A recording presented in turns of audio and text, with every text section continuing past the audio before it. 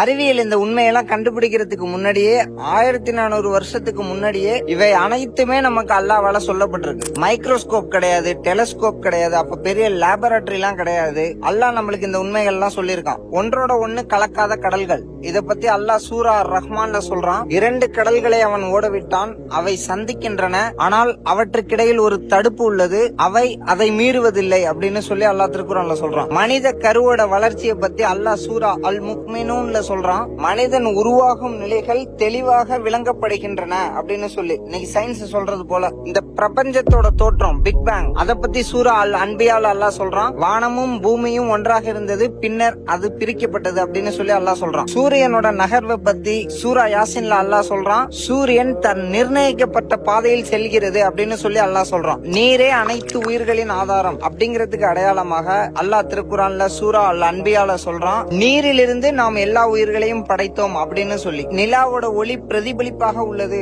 அப்படிங்கிறதுக்கு அடையாளமா சூரா அல் புர்கான்ல அல்லாஹ் சொல்றான். சூரியன் ஒளிவிடும் விளக்காகவும் நிலா ஒரு ஒளியாகவும் குறிப்பிடப்படுகிறது அப்படின்னு சொல்லி அல்லாஹ் சொல்றான். தோல்ல ஸ்கின்ல வலி உணரும் நரம்புகளை பத்தி சூரா அந்நிசால அல்லாஹ் சொல்றான். தோல் எரிந்த பின் மீண்டும் மாற்றப்படும், அப்போதுதான் வலிகள் உணரப்படும் அப்படின்னு சொல்லி சொல்றான். இந்த அடையாளங்கள் அனைத்துமே சயின்ஸால சமீப காலத்துலதான் கண்டுபிடிக்கப்பட்டுச்சு. ஆனா குரான்ல இது பல நூற்றாண்டுகளுக்கு முன்னாடியே கூறப்பட்டுருச்சு. நபி ஸல்லல்லாஹு அலைஹி வஸல்லம் எழுதவும் படிக்கவும் அறியாதவர்கள். அப்படி இருக்க இந்த அறிவு மனிதர்களிடமிருந்து வரவில்லை, இது அல்லாஹ்விடத்திலிருந்து வந்த வெளிப்பாடு. காலம் மாறலாம், அறிவு மாறலாம், ஆனா உண்மை ஒருபோதும் மாறாது. சிந்திச்சு பாக்குறவங்களுக்கு இது கோஇன்சிடென்ஸ் கிடையாது, இதெல்லாம் அடையாளங்கள். சிந்திச்சு பாருங்க, சிந்திச்சு உண்மையை மற்றவங்களுக்கும் சொல்லுங்க.